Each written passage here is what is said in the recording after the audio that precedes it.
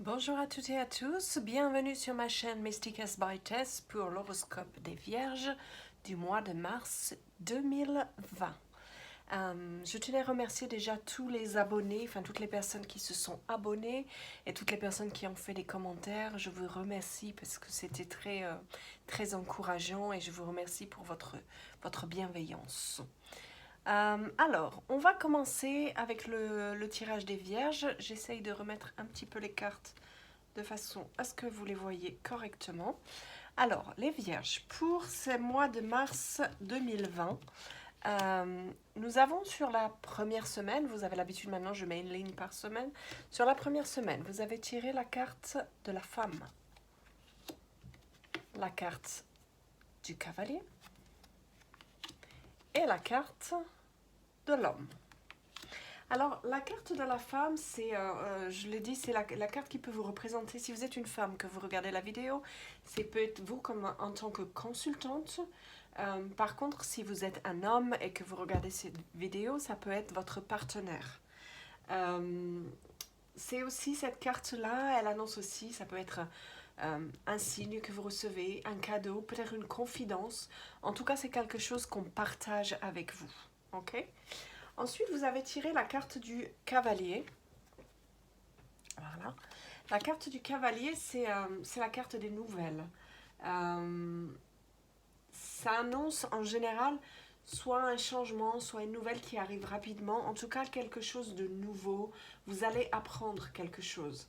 Ça peut être aussi le fait d'être propulsé vers sa destinée. Je vous dirai moi comment j'interprète cette carte dans la première ligne. Cette carte, ça peut être aussi les déplacements. Derrière, vous avez tiré la carte de l'homme. Et cette carte de l'homme, donc si vous êtes un homme, ça peut être vous en tant que consultant. Sinon, ça peut être votre partenaire masculin. Et cette carte, c'est aussi la carte de la puissance. Pour moi, si je regarde la globalité de la ligne, ça veut dire que vous allez recevoir des nouvelles. Alors, soit si vous êtes un homme, vous allez recevoir des nouvelles d'une femme, ou si vous êtes une femme, des nouvelles d'un homme. Et il peut y avoir pour moi, si ça peut être une confidence, un cadeau. En tout cas, c'est un moment de partage avec cette personne sur la première semaine du mois de mars. Sur la deuxième semaine, vous avez tiré la carte du puits. Hop, je vais les remonter. La carte des oiseaux et la carte de l'arbre. Alors avec la carte du puits, je dis toujours que le puits, ça peut être le puits où on fait vous savez, les vœux, les souhaits, le puits au souhait. C'est une carte qui symbolise les ressources, tout ce qui est créativité, guérison. Ça peut être aussi, vous allez creuser au plus profond de vous-même et vous allez découvrir comment pourrais-je dire, vos véritables pensées. Vos vœux les plus secrets vont vous être dévoilés.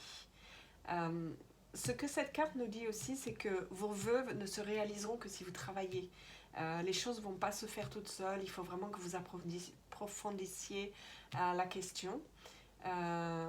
Et si jamais vous êtes, j'allais dire, au fond du puits, au fond du trou, cette carte, elle vous annonce que c'est bon, là, il est temps de remonter, d'arrêter de rester au fond du trou. Il est temps de remonter, de guérir.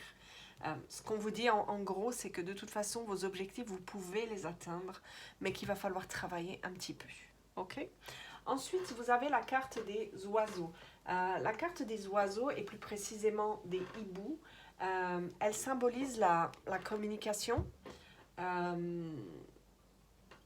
C'est aussi la sagesse des aînés, savoir écouter les conseils que vont vous donner les gens, soit qui sont plus âgés, soit plus expérimentés que vous. Ça peut être dans la famille ou ça peut être les amis. Ok ?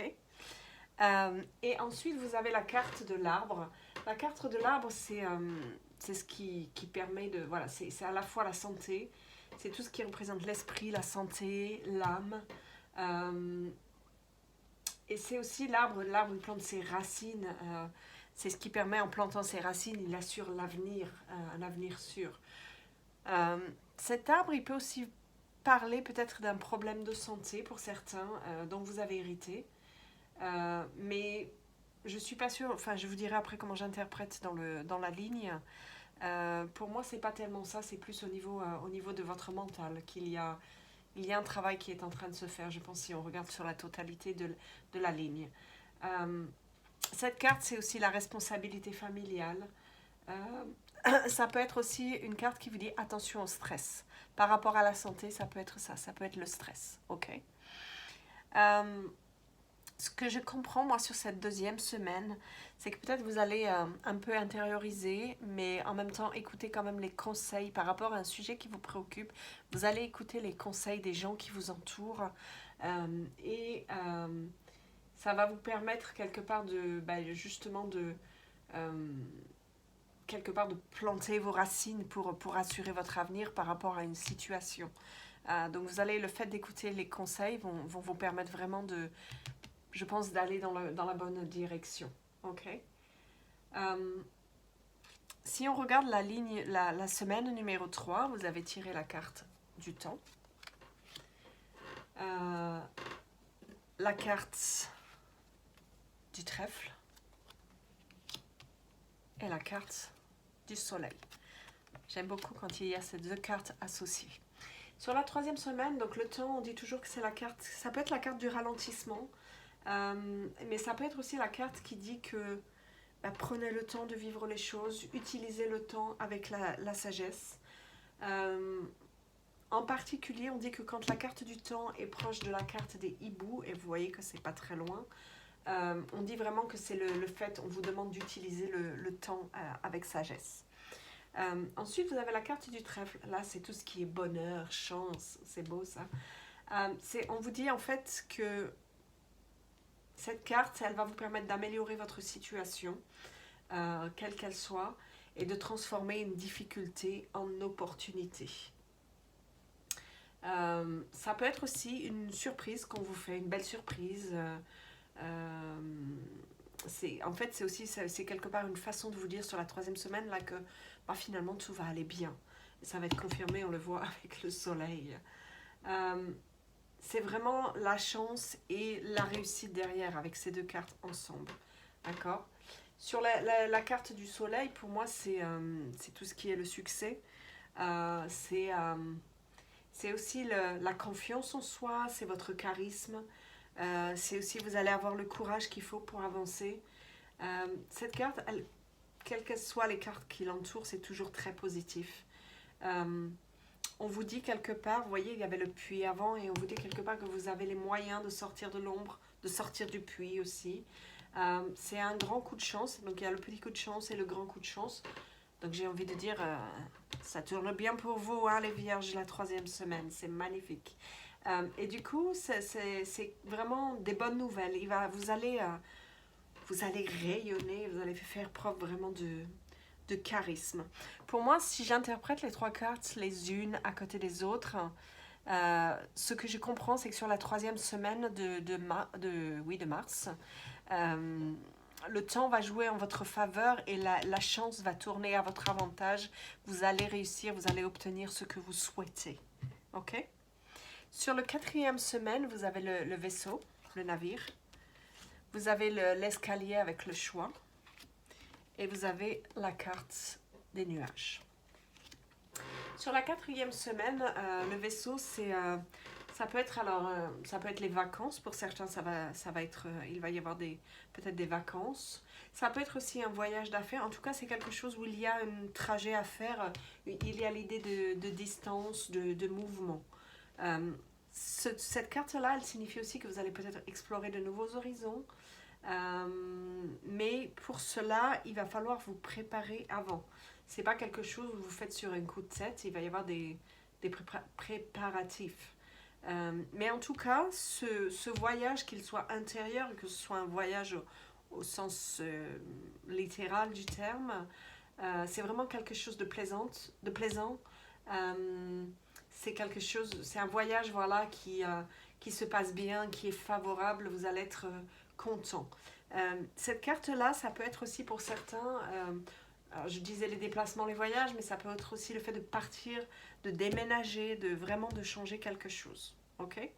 Vous avez ensuite la carte de l'escalier, la carte du choix.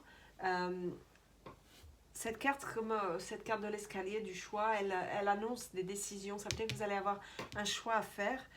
pour prendre peut-être de nouvelles directions.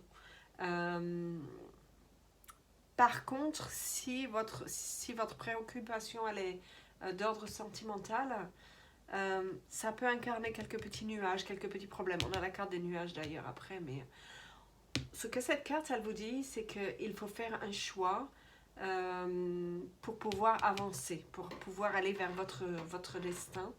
Euh, c'est aussi peut-être une carte qui peut vouloir dire que vous avez des doutes. Alors quand je disais des problèmes pour ceux qui sont en couple, ça peut être simplement que c'est vous qui vous mettez la tête à l'envers, on dit ça.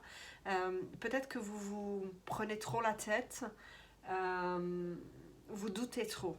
Mais ça ne veut pas dire que le doute est justifié.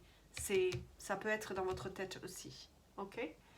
Ensuite, vous avez la carte des nuages. Quand on regarde les nuages, la carte sur le côté gauche, elle est sombre. Je ne sais pas si vous la voyez bien.